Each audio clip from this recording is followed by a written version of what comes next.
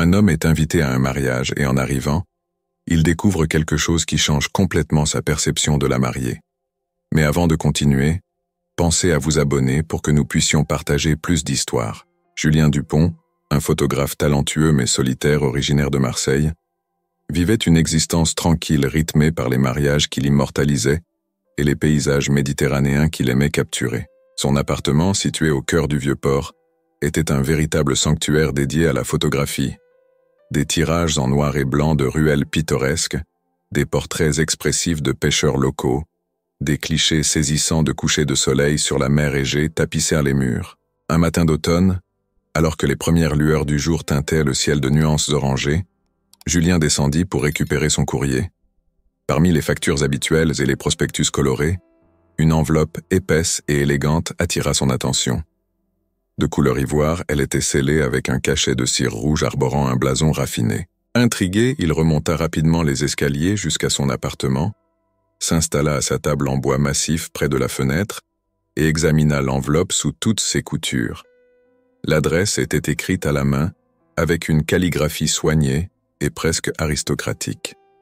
Il ressentit une légère appréhension mêlée de curiosité en déchirant délicatement le haut de l'enveloppe.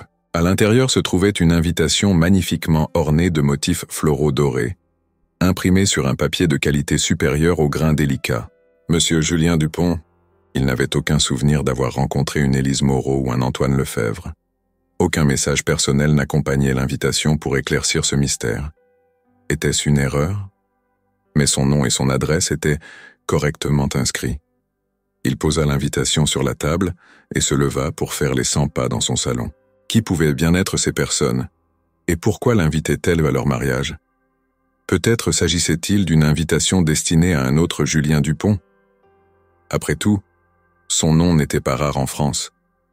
Il décida de mener sa petite enquête. Il alluma son ordinateur portable, ouvrit son navigateur et commença à chercher des informations sur les mariés.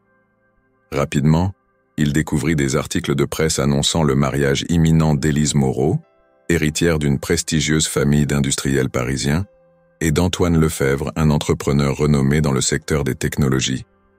Des photographies du couple s'affichèrent à l'écran. Élise était une jeune femme élégante, aux cheveux châtains ondulés encadrant un visage délicat aux yeux verts perçants. Il y avait quelque chose de familier dans son regard, une impression fugace qu'il n'arrivait pas à définir. Antoine, quant à lui, était un homme charismatique, grand, aux traits marqués, dégageant une assurance naturelle. Julien tenta de se remémorer s'il avait pu croiser Élise lors d'un événement professionnel, peut-être un mariage qu'il aurait photographié. Mais rien ne lui revenait. Il parcourut ses archives, feuilletant ses anciens albums, scrutant les visages des invités sur les photos. Toujours rien. Il passa une main nerveuse dans ses cheveux bruns et s'affala sur son canapé. Peut-être que tout cela n'était qu'une erreur administrative. Mais une petite voix en lui chuchotait que ce n'était pas le cas.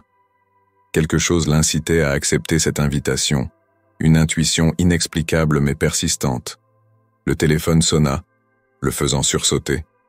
C'était son ami d'enfance, Pierre, un journaliste vivant à Lyon. Ils discutèrent brièvement de banalités, puis Julien lui parla de l'invitation mystérieuse. « Écoute, Julien, c'est peut-être une occasion unique », suggéra Pierre avec enthousiasme. « Pourquoi ne pas y aller? Au pire, tu passes un week-end à Paris. Au mieux, tu découvres pourquoi tu as été invité et peut-être que cela changera ta vie. » Je me sens attiré par cette invitation comme si je devais y aller. Il passa le reste de la journée à préparer son voyage. Il choisit avec soin sa tenue pour le mariage, optant pour un costume sobre mais élégant.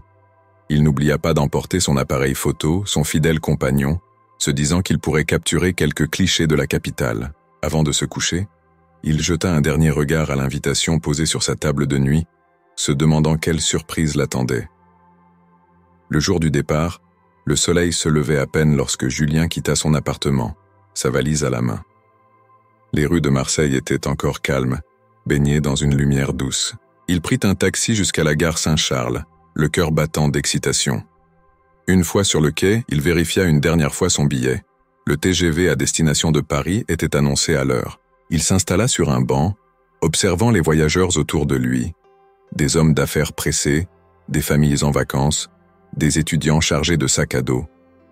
Il se demanda quelles histoires personnelles se cachèrent derrière chaque visage. Le train arriva dans un souffle et Julien monta à bord, trouvant sa place près de la fenêtre. Alors que le train quittait la gare, il regarda les paysages familiers de la Provence défiler sous ses yeux. Les collines verdoyantes, les champs d'oliviers, les vignobles s'étendant à perte de vue.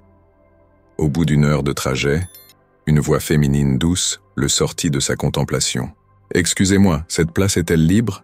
demanda une jeune femme en désignant le siège à côté de lui. « Oui, bien sûr », répondit-il avec un sourire.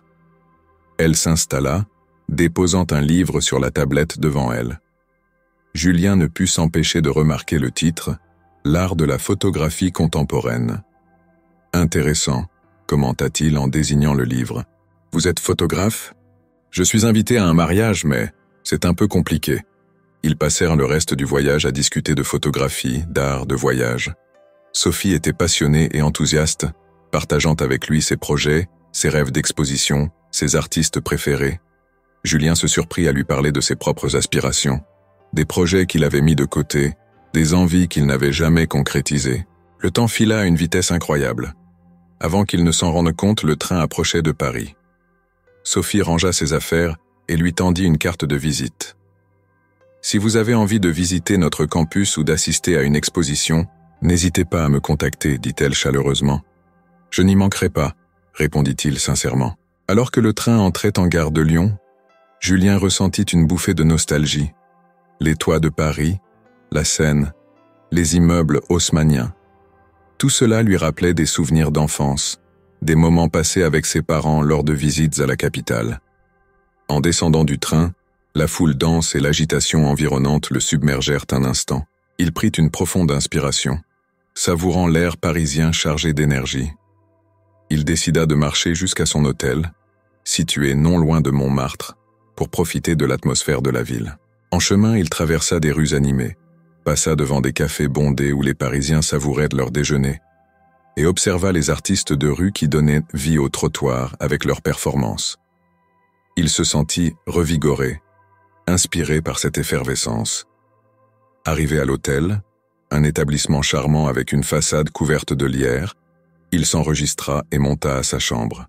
La pièce était cosy, décorée avec goût, offrant une vue imprenable sur les toits de Paris. Il posa sa valise, s'assit sur le lit et sortit l'invitation de sa poche. Il la relut une nouvelle fois, caressant du bout des doigts le papier épais. Demain aurait lieu le mariage, et il était déterminé à découvrir le mystère qui l'entourait. Après une bonne nuit de sommeil, Julien se réveilla aux premières lueurs de l'aube. Il ouvrit les rideaux pour laisser entrer la lumière douce du matin et s'émerveilla devant la vue qui s'offrait à lui. Les cheminées des immeubles voisins émergèrent de la brume matinale, tandis que le soleil teintait le ciel de nuances rosées. Décidant de profiter de la matinée avant le mariage, il s'habilla rapidement et sortit explorer le quartier. Les rues de Montmartre étaient encore calmes, les boutiques fermées, les cafés commençant tout juste à installer leurs terrasses. Il grimpa les escaliers menant au Sacré-Cœur, s'arrêtant de temps en temps pour reprendre son souffle et admirer le panorama qui s'élargissait à mesure qu'il montait. Au sommet, il s'assit sur un banc face à la basilique, observant la ville qui s'éveillait lentement. Les souvenirs affluèrent. Il se revoyait enfant, tenant la main de sa mère, visitant Paris avec des yeux émerveillés. Sa mère, Catherine, était une artiste peintre qui lui avait transmis sa passion pour l'art et la beauté du monde. Il se souvint des heures passées à dessiner ensemble, des visites de musées, des discussions sur la vie et la créativité. Après le décès prématuré de sa mère, Julien s'était renfermé sur lui-même, trouvant refuge derrière l'objectif de son appareil photo. Son père, Jacques, avait du mal à communiquer avec lui, chacun enfermé dans sa propre douleur. Ses souvenirs, à la fois doux et amers, le submergèrent. Il décida de descendre vers la place du Tertre, où les artistes de rue installaient leurs chevalets. L'endroit bourdonnait désormais d'activité. Les touristes commençaient à affluer, curieux de découvrir les œuvres exposées. Un peintre en particulier attira son attention. Un homme d'un certain âge, aux cheveux gris en bataille, travaillait sur une toile représentant une scène de rue parisienne sous la pluie. Les couleurs étaient de vives, les coups de pinceau dynamiques. « Magnifique !» murmura Julien en s'approchant. Le peintre leva les yeux et sourit. « Merci, jeune homme. Vous êtes amateur d'art, mais j'admire beaucoup la peinture. » Le peintre, nommé Lucien, lui raconta ses années de bohème, les galeries, les expositions, les rencontres marquantes. « Si vous avez le temps, passez à mon atelier, » proposa Lucien en lui tendant une carte. Nous pourrions discuter davantage. Continuant sa promenade, il se laissa guider par les ruelles sinueuses, s'arrêtant ici et là pour capturer des images. Une vieille porte en bois sculptée, un chat se prélassant au soleil, un musicien jouant de l'accordéon.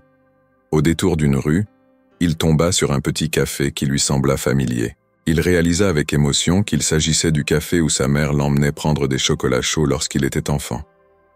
Sans hésiter, il entra et s'installa à une table près de la fenêtre. L'intérieur n'avait pas beaucoup changé. Les mêmes tables en bois, les photos anciennes accrochées au mur, l'odeur réconfortante du café fraîchement moulu. Il commanda un chocolat chaud et se perdit dans ses pensées. Soudain, une voix féminine le tira de sa rêverie. « Julien, c'est bien toi, je n'en crois pas mes yeux », s'exclama-t-elle en s'asseyant sans attendre à sa table. Amélie était une amie d'enfance qu'il n'avait pas vue depuis des années. Ils avaient grandi ensemble à Marseille, avant qu'elle ne parte s'installer à Paris pour poursuivre des études de théâtre. « Que fais-tu ici » demanda-t-il, encore sous le choc. « Je vis à Paris maintenant. Je travaille comme metteur en scène, et toi ?» Ils échangèrent des souvenirs, se remémorant les aventures de leur jeunesse, les rêves qu'ils avaient autrefois partagés. Amélie lui parla de sa passion pour le théâtre, des pièces qu'elle avait montées, des projets à venir. « Tu devrais venir voir ma nouvelle pièce », proposa-t-elle. « Elle se joue ce week-end. » Ils échangèrent leurs coordonnées, promettant de se revoir bientôt. Après son départ, Julien se sentit réconforté par cette rencontre inattendue. Paris semblait lui réserver bien des surprises. Regardant sa montre, il réalisa qu'il était temps de retourner à l'hôtel pour se préparer pour le mariage. En chemin, il réfléchit à tout ce qui s'était passé depuis son arrivée. Les rencontres fortuites, les souvenirs ravivés, les émotions qui l'avaient submergé.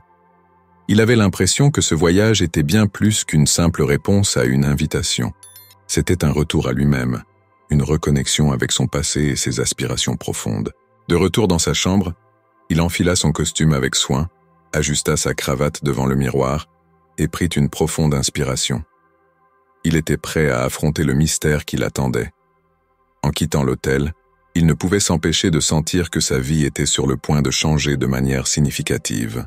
Le lendemain matin, Julien se réveilla avec une étrange combinaison d'excitation et d'appréhension. Après une douche revigorante, il descendit dans la petite salle à manger de l'hôtel, où un petit déjeuner buffet était servi. Les arômes du café fraîchement moulu et des viennoiseries encore chaudes emplissaient l'air, créant une atmosphère chaleureuse malgré le brouhaha des autres clients. Assis près d'une fenêtre offrant une vue sur la rue animée, Julien sirota son café tout en observant les passants. Paris avait une énergie particulière, une effervescence qui contrastait avec la quiétude de sa vie à Marseille. Il se demanda si ce voyage ne serait pas le catalyseur d'un changement plus profond dans sa vie. Après avoir pris son temps, il remonta dans sa chambre pour se préparer. Il choisit avec soin sa tenue pour le mariage. Un costume sombre parfaitement taillé, une chemise blanche immaculée et une cravate bleu nuit qui mettait en valeur ses yeux. Il vérifia une dernière fois son reflet dans le miroir, ajusta sa cravate et prit une profonde inspiration. Il glissa l'invitation dans la poche intérieure de sa veste, attrapa son appareil photo par habitude, puis se ravisa et le laissa finalement sur la table. Il voulait vivre cette journée pleinement, sans se cacher derrière son objectif. En sortant de l'hôtel, il fut accueilli par un ciel légèrement voilé, mais la douceur de l'air indiquait que la journée serait agréable. Il consulta l'adresse inscrite sur l'invitation, un somptueux hôtel particulier situé dans le 7e arrondissement, non loin des Invalides. Plutôt que de prendre un taxi, il décida de marcher pour profiter de l'atmosphère parisienne. Les rues pavées résonnaient sous ses pas. Il traversa des quartiers élégants, bordés de bâtiments haussmanniens aux balcons en fer forgé, croisant des boutiques de luxe et des cafés chics. Les terrasses étaient déjà animées, les Parisiens savourant leur café matinal ou feuilletant le journal. En passant devant une librairie, Il s'arrêta un instant, attiré par une vitrine présentant de vieux livres de photographie. L'un d'eux, un recueil de clichés en noir et blanc de Paris dans les années 1920, attira particulièrement son attention. Il nota mentalement de revenir y faire un tour avant son départ. Après une demi-heure de marche, il arriva devant l'imposant portail de l'hôtel de la Roche, un édifice du XVIIIe siècle entouré de jardins soigneusement entretenus. Le portail en fer forgé était orné de motifs floraux délicats, et de chaque côté, des gardes en uniforme accueillaient les invités avec une politesse formelle. Julien présenta son invitation à l'un des gardes, qui la vérifia avec attention avant de lui ouvrir le portail. En traversant l'allée principale bordée de statues de marbre, il sentit une légère nervosité monter en lui. Le mystère entourant cette invitation persistait, et il se demandait ce qui l'attendait à l'intérieur. En entrant dans le hall principal, il fut ébloui par la grandeur du lieu. Un immense lustre en cristal suspendu au plafond illuminait la pièce d'une lumière douce et chatoyante. Les murs étaient décorés de fresques détaillées, représentant des scènes mythologiques, et le sol en marbre reflétait les silhouettes élégantes des invités déjà présents. Des serveurs en gants blancs circulaient avec des plateaux d'argent chargés de coupes de champagne et de petits fours raffinés. La mélodie délicate d'un quatuor à cordes flottait dans l'air, ajoutant une touche d'élégance supplémentaire à l'ambiance déjà sophistiquée. Julien se sentait à la fois émerveillé et légèrement intimidé. Il n'était pas habitué à ce genre de faste. Il se dirigea vers une table où étaient disposés les livrets de la cérémonie et en prit un. En le feuilletant, il vit des photos d'Élise et d'Antoine à différentes étapes de leur relation. Voyage, soirée, moments de complicité. Il fut frappé par le regard d'Élise sur certaines photos, un mélange de joie et de mélancolie qu'il ne parvenait pas à s'expliquer. Cherchant à se fondre dans la foule, il s'approcha du bar et prit une coupe de champagne. Il observa les invités, des hommes en costume sur mesure, des femmes en robe de créateur, tous semblant parfaitement à l'aise dans cet environnement luxueux. Il remarqua également la diversité des âges et des origines, signe que les mariés avaient un cercle social étendu et varié. Soudain, une voix familière l'interpella. « Julien, c'est bien toi? Tu connais les mariés? Tu es venu seul? Viens, je vais te présenter à quelques personnes, » proposa Sophie. Reconnaissant, Julien la suivit à travers la foule. Elle le présenta à plusieurs de ses amis, artistes, écrivains, musiciens. Les conversations étaient animées, passionnées, et Julien se sentit rapidement à l'aise parmi eux. Il discuta photographie avec un réalisateur de documentaires, échangea des anecdotes de voyage avec une journaliste globe-trotteuse et débattit de littérature contemporaine avec un éditeur parisien. Le temps passa rapidement, et bientôt, une cloche discrète retentit, signalant que la cérémonie allait commencer. Les invités furent invités à se diriger vers le jardin où l'échange des vœux aurait lieu. Le jardin de l'hôtel de la Roche était un véritable écrin de verdure en plein cœur de la ville. Des allées bordées de buis parfaitement taillés menaient à une vaste pelouse où étaient disposées des rangées de chaises blanches ornées de rubans d'argent. Au fond, une arche fleurie dominait l'espace, décorée de roses blanches et de lierres grimpants. Julien s'installa au milieu des invités, à côté de Sophie. L'atmosphère était empreinte d'une douce anticipation. Le ciel s'était dégagé, laissant le soleil illuminer le décor d'une lumière dorée. Un murmure parcourut l'assemblée lorsque le marié fit son entrée. Antoine était un homme d'une élégance naturelle, grand, aux cheveux châtains légèrement ondulés, et un sourire confiant aux lèvres. Il s'avança jusqu'à l'autel accompagné de son témoin, un ami d'enfance visiblement ému. La musique changea subtilement, passant à une mélodie plus solennelle.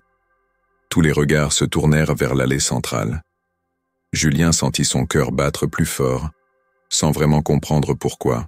Les demoiselles d'honneur apparurent, vêtues de robes fluides couleur lavande, dispersant des pétales de fleurs sur leur passage. Puis, Élise apparut au bras de son père. Elle était éblouissante.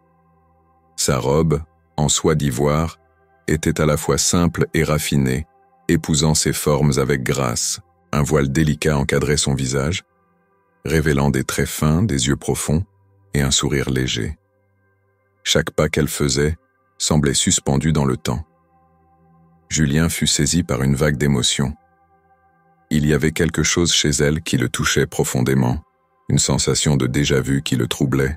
Il tenta de chasser cette impression, se disant que c'était absurde, qu'il se faisait des idées. La cérémonie commença.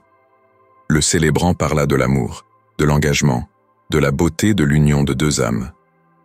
Élise et Antoine échangèrent leurs vœux avec sincérité, leur voix légèrement tremblante d'émotion. Lorsque vint le moment des alliances, une petite fille s'avança, portant un coussin de velours sur lequel reposaient les anneaux d'or. Au moment où Élise passa l'anneau au doigt d'Antoine, Julien ressentit une pointe au cœur, une inexplicable tristesse mêlée de nostalgie. Il se demanda ce qui lui arrivait. Était-ce simplement le romantisme de la cérémonie qui le touchait, ou y avait-il autre chose? Une fois les vœux échangés, le couple s'embrassa sous les applaudissements chaleureux des invités. Des colombes furent lâchées, s'envolant dans le ciel azur, symbole de paix et d'amour. La cérémonie terminée, les invités furent invités à rejoindre la salle de réception pour le cocktail. Julien, encore sous le coup de ses émotions, suivit le mouvement de la foule, un peu perdu dans ses pensées. La salle de réception était somptueuse. De hauts plafonds ornés de moulures dorées, des lustres en cristal scintillant, des tables dressées avec raffinement. Un orchestre jouait une musique jazzy, ajoutant une ambiance feutrée à l'ensemble. Julien se servit un verre de vin blanc et s'installa près d'une grande baie vitrée offrant une vue sur le jardin. Il observait les invités, tentant de comprendre ce qui le troublait tant depuis l'apparition d'Élise. Sophie le rejoignit, un sourire aux lèvres. « Alors que penses-tu de la cérémonie, Élise est une femme remarquable. Je vois. Merci pour votre invitation, même si je dois avouer que j'ai été surpris de la recevoir. Votre visage me semble familier, mais je n'arrive pas à me rappeler. » Ils marchèrent en silence pendant quelques minutes, le bruit lointain de la fête s'estompant derrière eux. Élise s'arrêta près d'une fontaine illuminée par des lanternes. « Je me souviens d'un été en Normandie, » commença-t-elle doucement. Il y a de cela 20 ans. Des images floues lui revinrent en mémoire. Des rires d'enfants, des courses sur la plage, des châteaux de sable. « Vous étiez ce garçon qui m'a aidé à retrouver mon chien perdu, » continua-t-elle. « Vous vous souvenez de Belle, mon petit cocker ?» Elle sourit, les yeux brillants. « Je vois que votre mémoire revient. Puis nous avons dû partir précipitamment, et je n'ai jamais eu l'occasion de vous dire au revoir. Je me suis dit que c'était peut-être vous, jusqu'à ce que je tombe à nouveau sur votre nom récemment. J'ai pris cela comme un signe. Et je me suis dit que c'était peut-être ma dernière chance, juste renouer avec une partie importante de mon passé. Ou plutôt quelqu'un. Vous avez également été important pour moi, même si nos chemins se sont séparés. Je vous cherchais, dit-il avec une cordialité un peu forcée. Tout va bien? Nous devrions retourner auprès de nos invités, suggéra Antoine en posant une main possessive sur l'épaule d'Élise. Bien sûr, acquiesça-t-elle. À plus tard, Julien. Il savait désormais que sa présence ici n'était pas le fruit du hasard, et que sa vie ne serait plus jamais la même. Rejoignant lentement la réception, il se demanda ce que l'avenir leur réservait, à Élise et à lui. Mais une chose était certaine, il n'était plus le même homme qu'à son arrivée à Paris. Après le départ d'Élise et d'Antoine, Julien resta immobile près de la fontaine, le cœur lourd et l'esprit en ébullition. Les révélations d'Élise avaient éveillé en lui une tempête d'émotions qu'il peinait à contenir. Comment avait-il pu oublier cet été en Normandie, ces moments précieux partagés avec elle? Les souvenirs enfouis refaisaient surface, comme des éclats de lumière traversant la brume de sa mémoire. Il se remémora les journées passées à courir sur la plage, les pieds nus dans le sable chaud, le rire cristallin d'Élise résonnant à ses oreilles.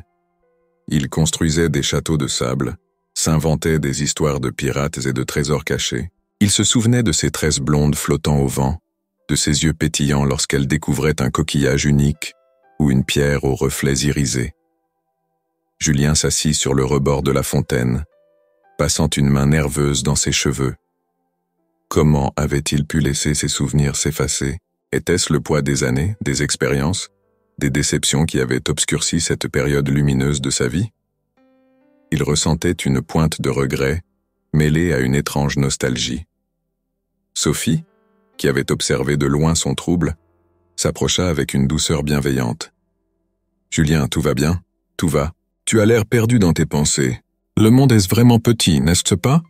Elle vient de se marier, et je me demande pourquoi elle a tenu à ce que je sois présent aujourd'hui. Quelque chose dans son regard, dans sa façon de me parler. Parfois, le destin nous met face à des choix difficiles. Mais quoi qu'il en soit, il est important de suivre son cœur. Merci de m'écouter, dit-il finalement.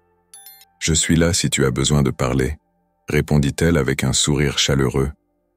Un serveur passa près d'eux, proposant des coupes de champagne. Julien en prit une, espérant que les bulles dorées l'aideraient à clarifier ses pensées. Il porta le verre à ses lèvres, savourant la fraîcheur pétillante. Alors qu'il s'apprêtait à retourner vers la salle de réception, il aperçut au loin Élise, seule, assise sur un banc en pierre sous un saule pleureur. Son voile délicat flottait légèrement dans la brise, et elle semblait perdue dans ses pensées, le regard fixé sur l'horizon. Une impulsion irrésistible le poussa à la rejoindre. Il s'approcha doucement, craignant de la déranger. « Élise, retrouver un vieil ami comme toi rend les choses encore plus intenses. Pourquoi m'as-tu invité à ton mariage, après toutes ces années sans contact?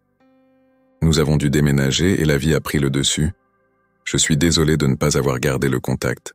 Te revoir a ravivé tant de choses en moi. Peut-être, mais aujourd'hui les choses sont plus compliquées. Antoine est un homme bon, mais je ne ressens pas pour lui ce que je devrais ressentir. J'ai accepté ce mariage par devoir, pour ma famille. Je suis photographe, je voyage, je fais ce que j'aime. Nous sommes peut-être deux âmes perdues qui se retrouvent au mauvais moment.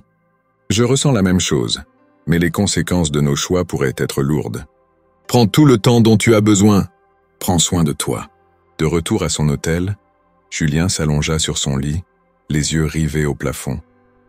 Les événements de la journée tourbillonnaient dans sa tête. La révélation des véritables sentiments d'Élise, le poids des obligations familiales, la possibilité d'un avenir ensemble. Tout cela le plongeait dans une confusion profonde. Il se leva brusquement, incapable de trouver le sommeil. Il sortit sur le balcon de sa chambre, laissant la brise nocturne caresser son visage. Les lumières de Paris s'étendaient à perte de vue, scintillantes comme des étoiles tombées sur terre. Il repensa aux paroles d'Élise, à la tristesse dans ses yeux lorsqu'elle évoquait son mariage arrangé. Il ressentait une colère sourde envers ces traditions qui l'enchaînaient, envers Antoine qui, malgré ses qualités, n'était pas celui qu'elle aimait réellement. Déterminé à agir, il décida de faire des recherches sur les familles Moreau et Lefebvre. Il alluma son ordinateur portable et commença à naviguer sur Internet. Rapidement, il découvrit que les deux familles étaient des piliers de l'industrie française, avec des entreprises florissantes dans le domaine de l'énergie et de la technologie.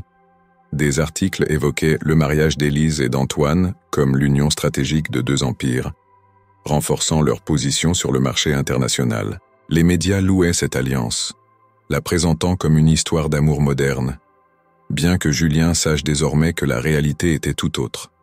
Il tomba également sur des forums et des blogs mentionnant des rumeurs de tensions au sein des deux familles, des désaccords financiers, des rivalités cachées. Il se demanda dans quelle mesure Élise était au courant de ces manigances. Le lendemain matin, après une nuit agitée, il décida de retourner à l'hôtel de La Roche dans l'espoir de revoir Élise.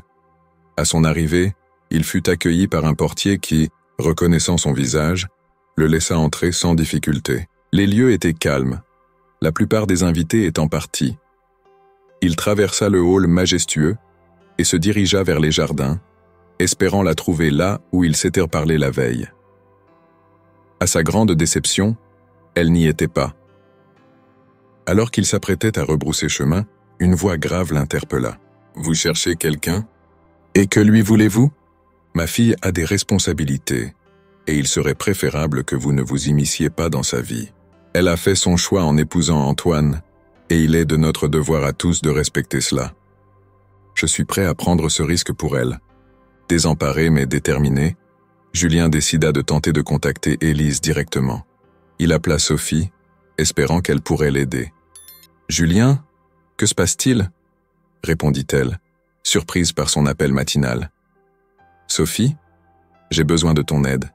Je dois absolument parler à Élise, mais je n'arrive pas à la joindre. Sais-tu où je pourrais la trouver? Je ne suis pas sûr que ce soit une bonne idée. Les choses sont compliquées. Je te suis reconnaissant. Après une demi-heure de recherche, Il l'aperçut finalement, assise sur un banc sous un châtaignier, un livre à la main. Son cœur s'emballa à sa vue. Elle était magnifique, vêtue d'une robe légère, ses cheveux châtains retombant en boucle sur ses épaules. Il s'approcha doucement, ne voulant pas la surprendre. « Élise », dit-il doucement. Elle leva les yeux, surprise puis soulagée de le voir. « Julien, comment m'as-tu trouvé ?»« Très bien, parle-moi. Ce mariage n'est pas ce que je voulais, mais je n'ai pas eu le choix. Les pressions familiales, les attentes, c'est écrasant. Il compte pour rien. Ma famille ne me le pardonnerait jamais. Et Antoine... »« Élise, que fais-tu ici ?»« Antoine, écoute-moi. Il menace de porter plainte contre toi pour harcèlement. Il a également parlé à ton employeur.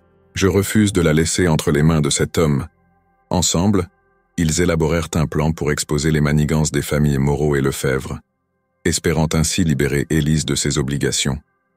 Cependant, avant qu'ils ne puissent agir, Julien reçut une lettre anonyme glissée sous la porte de sa chambre d'hôtel. À l'intérieur, un simple message. « Si vous tenez à votre vie, quittez Paris immédiatement. » Il décida de quitter son hôtel pour sa sécurité, trouvant refuge chez Amélie, qui accepta de l'héberger temporairement. « Tu joues avec le feu, Julien », lui dit-elle avec inquiétude. « Je sais, mais je ne peux pas abandonner. Élise a besoin de moi. » Un soir, alors qu'il travaillait tard, il reçut un appel inattendu. « Julien, c'est Élise. Tu dois arrêter. Ensemble, nous pourrons affronter cela. Que j'abandonne et que je te laisse prisonnière de cette vie ?» Il réalisa que malgré tous ses efforts, les forces en présence étaient trop puissantes. Le lendemain, le journaliste le contacta. « Julien, nous avons un problème. Nos sources ont disparu. Les documents ont été volés. Quelqu'un cherche à étouffer l'affaire. Je suis désolé. » Il se retourna brusquement pour faire face à Antoine, entouré de 2 hommes à l'allure menaçante. « Je t'avais prévenu, Julien, » dit Antoine avec un sourire glacial. « Tu aurais dû m'écouter. » La voiture démarra en trombe, s'éloignant des rues familières pour pénétrer dans des quartiers plus sombres. Après ce qui sembla être une éternité, ils arrivèrent dans un entrepôt désaffecté. Jeté au sol, Julien se releva difficilement. Antoine s'approcha, un air de triomphe sur le visage. « Tu pensais vraiment pouvoir me défier impunément ? Tu utilises la force parce que tu sais qu'Élise ne t'aime pas. Mais je suis un monstre puissant. » Des lumières bleues éclairèrent l'entrepôt. « Police, ne bougez plus. Merci mon Dieu, tu es réveillé. J'ai tout avoué à ma famille. Et je veux construire un avenir avec toi, loin de tout cela. » Ils réalisèrent que le bonheur de leur fille était plus important que les alliances stratégiques. Julien et Élise décidèrent de quitter Paris pour un temps, s'installant en Normandie, là où tout avait commencé. Ils rénovèrent une vieille maison près de la plage, passant leur journée à explorer les lieux de leur enfance, à construire de nouveaux souvenirs. Les souvenirs ressurgis avaient ravivé une flamme qui ne s'était jamais vraiment éteinte. Ensemble, ils étaient prêts à affronter l'avenir, main dans la main, le cœur rempli d'espoir et d'amour. Installés en Normandie, Julien et Élise commençaient à construire leur nouvelle vie loin du tumulte parisien. Leur maison, une charmante bâtisse en pierre avec des volets bleus, était nichée au cœur d'un village côtier pittoresque. Les champs de blé ondulaient sous la brise, et le bruit des vagues s'échouant sur les falaises rythmait leur journée. Chaque matin, Julien se levait tôt pour capturer la beauté des paysages environnants avec son appareil photo. Les brumes matinales enveloppant les prairies, les pêcheurs partant en mer, les oiseaux s'envolant au-dessus des falaises, tout était source d'inspiration. Élise, quant à elle, s'occupait du jardin, plantant des fleurs colorées et des herbes aromatiques qui parfumaient l'air. Malgré cette quiétude, un sentiment d'inquiétude persistait chez Élise. Un soir, alors qu'il dînait sur la terrasse, elle confia ses préoccupations à Julien. « Je n'arrive pas à me débarrasser de cette sensation », dit-elle en jouant avec sa fourchette. « Quelle sensation ?»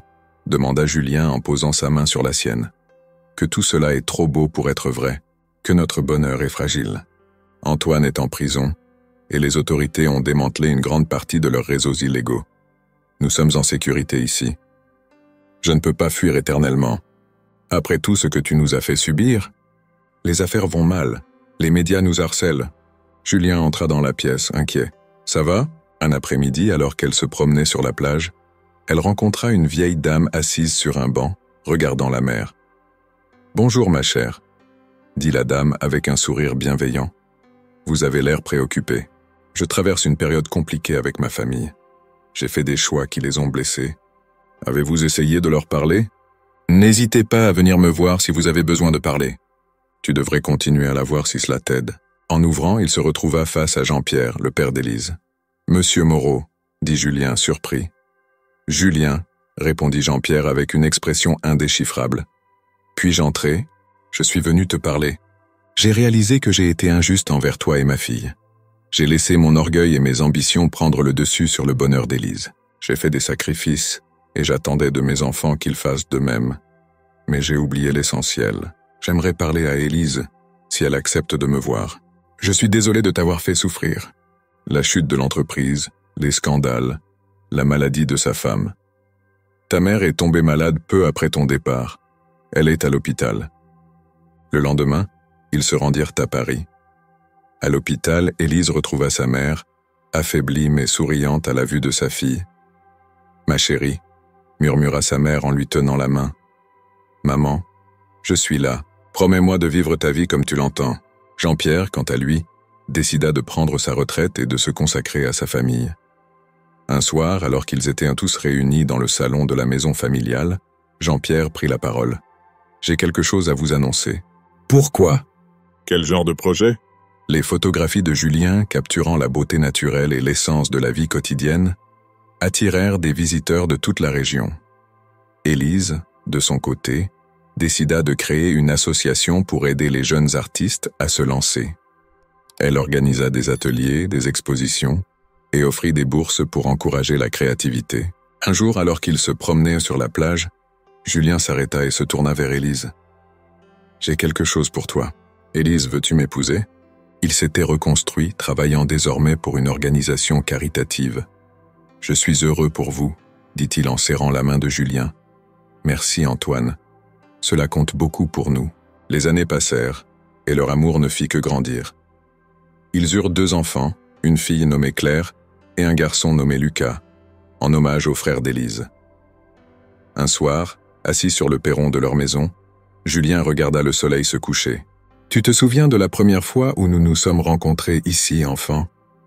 Je ne pourrais être plus heureuse. » Et chaque fois qu'ils entendèrent le murmure des vagues ou le chant des oiseaux, ils se rappelaient que le bonheur se trouve dans les moments simples partagés avec ceux qui comptent le plus. Après leur mariage idyllique en Normandie, Julien et Élise savouraient chaque instant de leur nouvelle vie. Cependant, un après-midi ensoleillé, alors qu'ils organisaient une exposition pour les jeunes artistes de l'association d'Élise, un visiteur inattendu fit son apparition à la galerie. Lucas, le frère d'Élise. Lucas était un homme discret, souvent absent lors des événements familiaux à cause de ses voyages d'affaires. Son arrivée soudaine surprit le couple.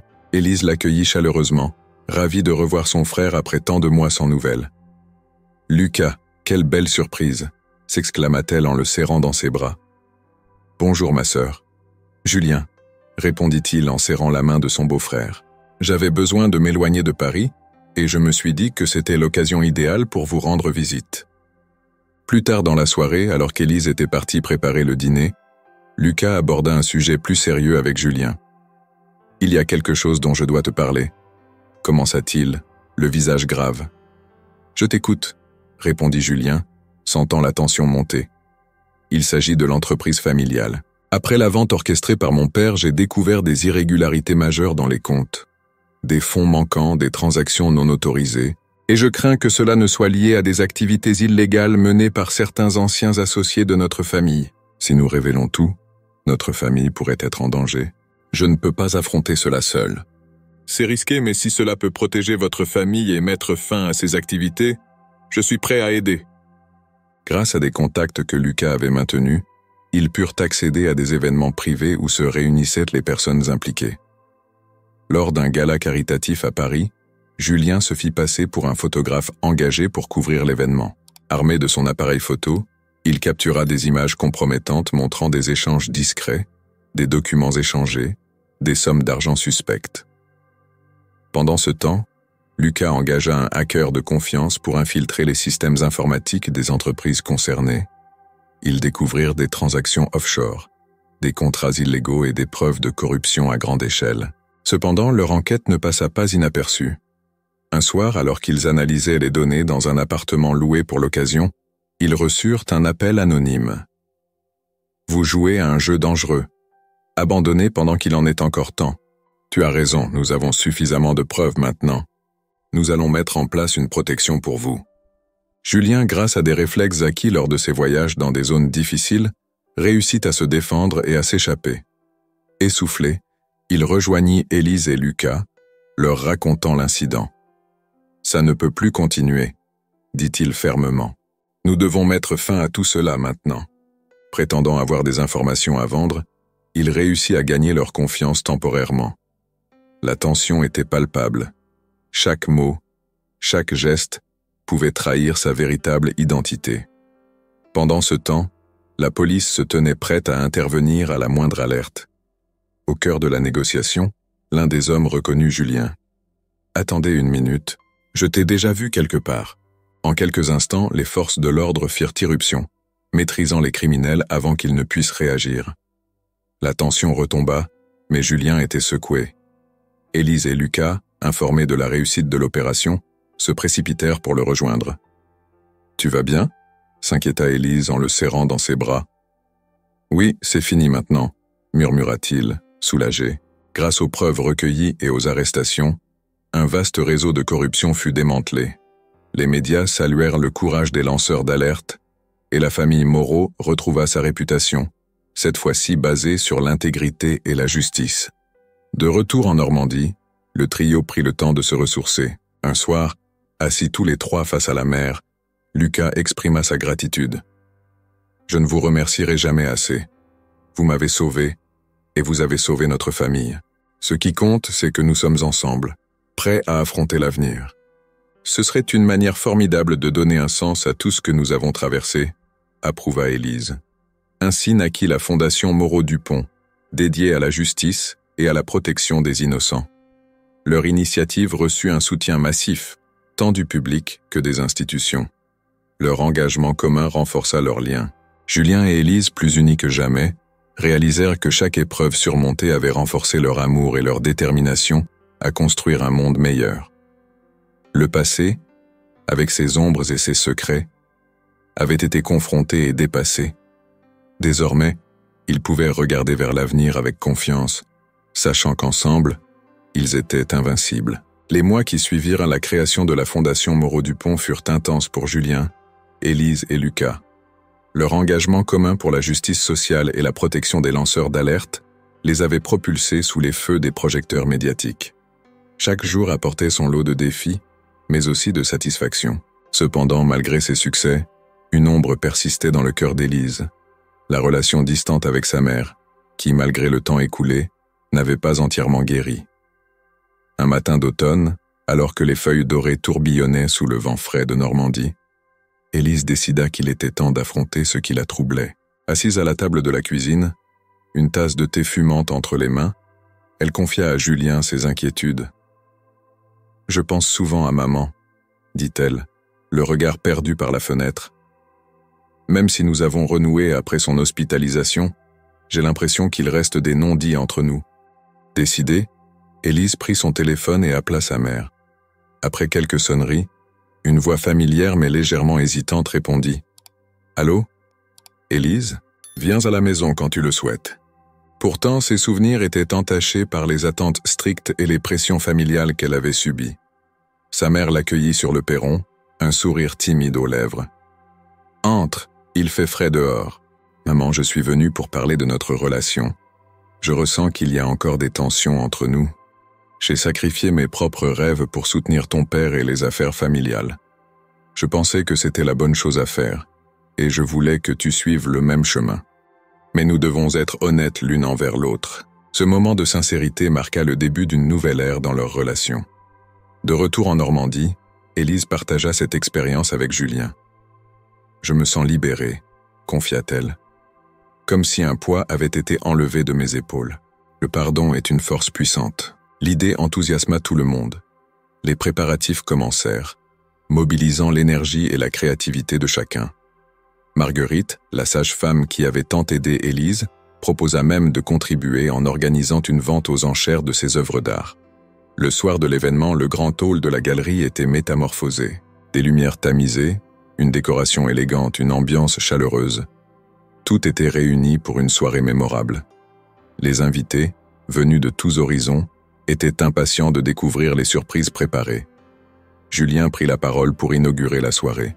« Mesdames et messieurs, merci d'être parmi nous ce soir. Votre présence est la preuve que la solidarité et la justice sont des valeurs qui nous unissent tous. Nous attendons un enfant, révéla-t-elle finalement les yeux brillants. Une ovation chaleureuse suivit cette annonce. Les félicitations affluèrent, remplissant le couple de joie.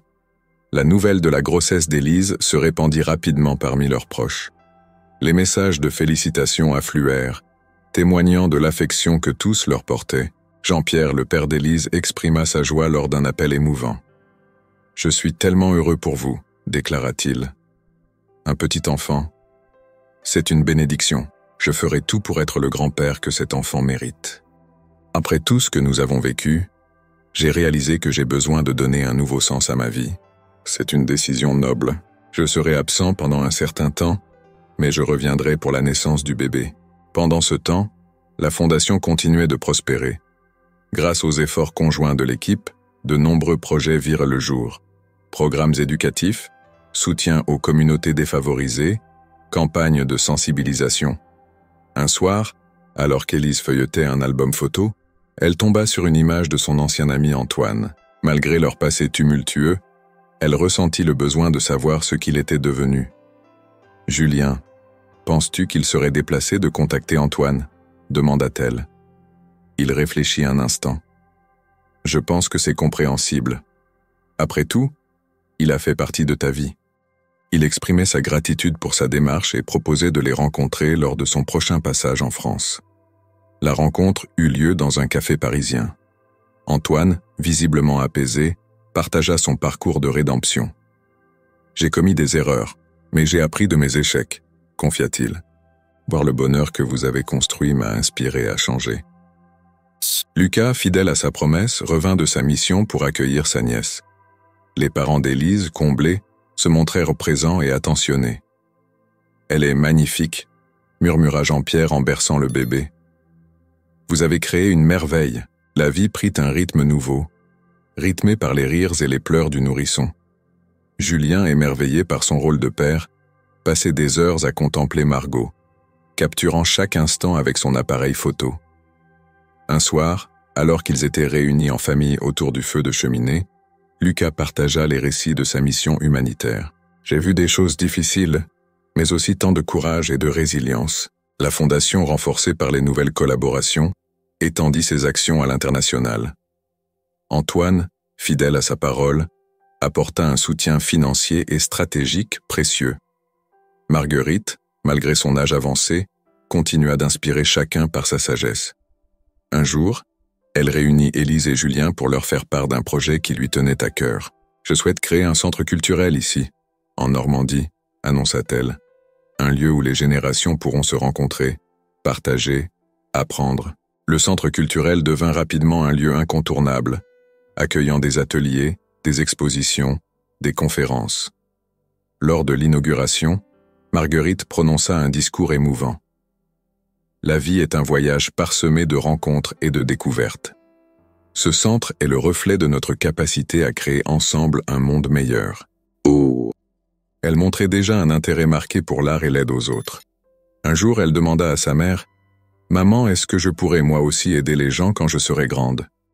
Julien et Élise avaient prouvé que l'amour, la détermination et le pardon pouvaient triompher des obstacles les plus redoutables.